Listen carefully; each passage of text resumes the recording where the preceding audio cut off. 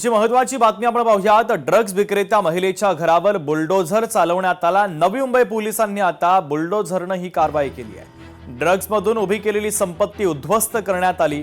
आरोपीच्या बेकायदेशीर घरावर पोलिसांनी अखेर हातोडा टाकलेला आहे।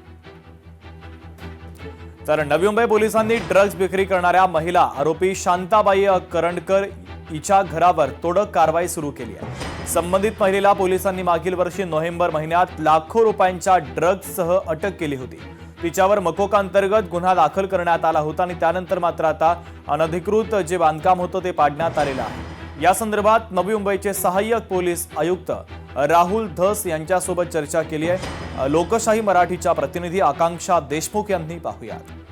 नवी मुंबईतील दिघा येथील ईश्वरनगर या ठिकाणी वास्तव्यास असलेल्या एका महिलेच्या ड्रग्ज विक्री ही महिला करत होती आणि तिच्या घरावर बुलडोझर स्टाईलने कारवाई नवी मुंबई पोलिसांनी केलेली आहे। आपण जर समोरचं दृश्य पाहिलं तर या ठिकाणी मोठ्या प्रमाणात पोलीस बंदोबस्त आणि सिडको यांच्या माध्यमातून ही कारवाई सध्या सुरू आहे। आपल्यासोबत या संदर्भात माहिती घेण्यासाठी एसीपी सर आहेत। सर, जी तोडक कारवाई सध्या सुरू आहे, नेमकं काय प्रकरण आहे? कबाळे एमआयडीसी पोलीस स्टेशन अंतर्गत अवैध आणि संघटित गुन्हेगारीतून एमडी ड्रग्सचा व्यवसाय करणाऱ्या संघटित गुन्हेगारांवर कारवाई करण्यात आली होती।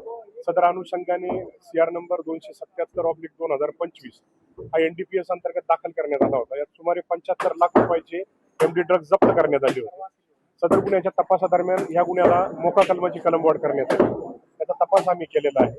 सदर गुन्ह्याच्या तपासामध्ये या गुन्हेगारांनी संघटित गुन्हेगारातून जी अवैध संपत्ती निर्माण केलेली होती, सदर अवैध संपत्ती आपण तपासादरम्यान निष्पन्न केलेली आहे व ती जप्त करण्यात आलेली आहे।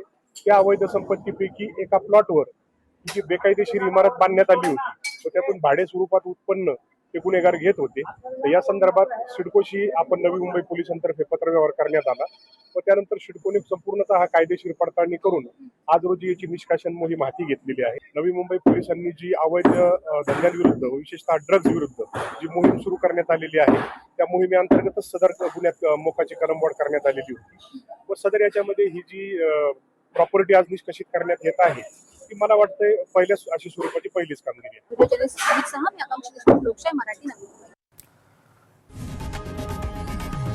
लोकशाही मराठी ऐका, पहा, जागरूक रहा।